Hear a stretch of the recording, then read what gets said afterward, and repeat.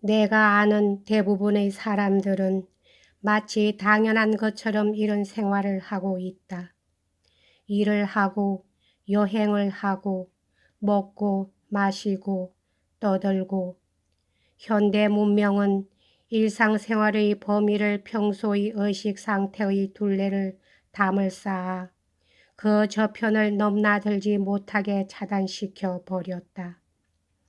이는 문명의 발달이 빚어낸 어쩔 수 없는 현실인 것이다.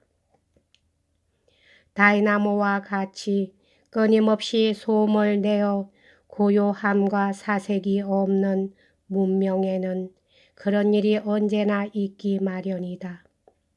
인간은 그 미지의 존재 형태의 직관을 인간을 고능률의 돼지 이상의 것으로 만드는 그 목적의식을 잃게 되는 것이다. 이것이 아웃사이드가 반항하는 가공할 현실들이다. 몇 년 전 나는 윈체스터 대성당에서 토머스 스턴스 엘리어트의 팜플렛 하나를 손에 넣었다. 그 성당에서 엘리어트가 했던 연설의 내용을 기록한 것이었는데 제목은 별로 마음에 들지 않았다. 영국에 있어서 성당의 효용에 대하여라는 것이었다. 그 4분의 3에 걸쳐 엘리어트는 부지런한 시골 목사같이 성당과 성직자들의 문제를 얘기했지만 마지막 부분 사제와 교회의 문제를 언급하는 데 이르러 이 팜플렛은 갑자기 근대 문명에 한결 역점을 두라는 내용으로 가득 차 있다. 사제와 평신도는 교구를 돌아다니며 설교하는 운동원이라는 이론에 그는 맹렬한 공격을 했고 올바른 신학 사상은 고요와 명상이 필요함을 역설했다.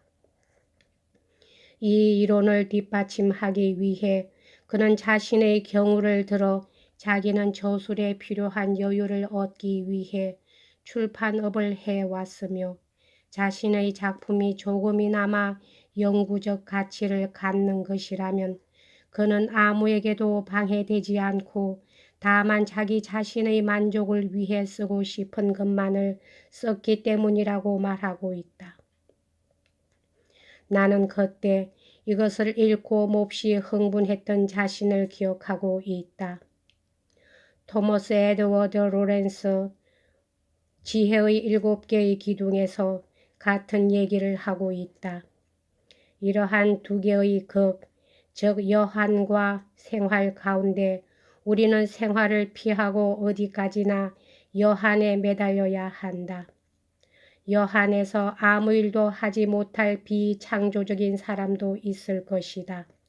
하지만 그런 사람이 활동을 한댔자 그것은 물질적인 활동에 지나지 않는 것이다. 노동에서 끝내 아무것도 얻을 수 없었던 것이다.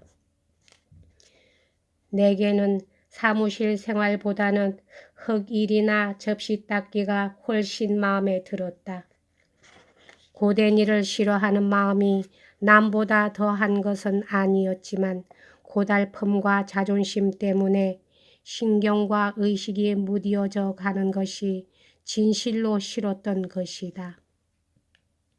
어느 날 오후 풀칠한 붓으로 봉투를 바르니까 공무원인 듯한 청년이 정신을 쓰는 일이지요 하는 것이었다.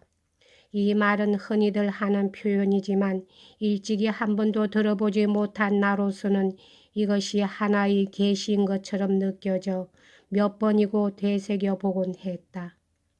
정신이 다른 것이 아니라 생명이 다른 것이다. 침전하는 생명은 이미 맑은 물이 아닌 것이다. 고인 물처럼 썩은 냄새를 풍기게 되고 그 생명 전체가 독해진다. 데스몬드 이는 그 청년의 이름이었다.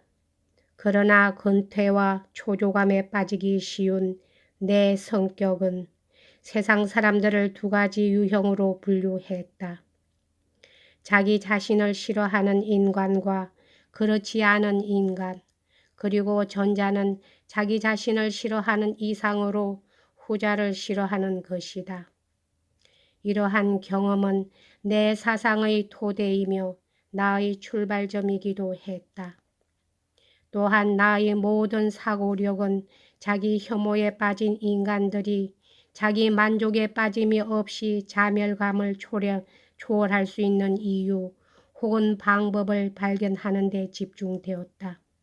자신을 싫어하는 인간, 나는 그것을 아웃사이더라고 불렀다. 권태라는 것은 자기의 생명력과 하등무관한 것임을 나는 알았다. 이에 대한 해답은 몹시 단순하지만 의식 범위를 확대시키는 것, 즉 생명의 새로운 영역이 마련될 때까지 감정을 갖고 지능을 개발하고 마비된 다리에 다시 혈액순환을 시키는 것이다. 이것은 시초에 불과했다. 여기까지 하겠습니다.